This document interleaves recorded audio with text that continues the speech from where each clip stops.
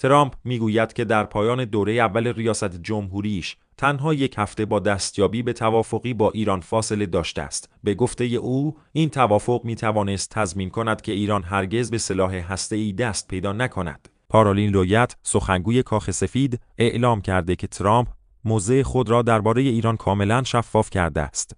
او همچنین در جریان مذاکرات آتشبس غزه هشدار داده بود که اگر توافقی حاصل نشود، گروه‌های مورد حمایت ایران باید هزینه آن را بپردازند.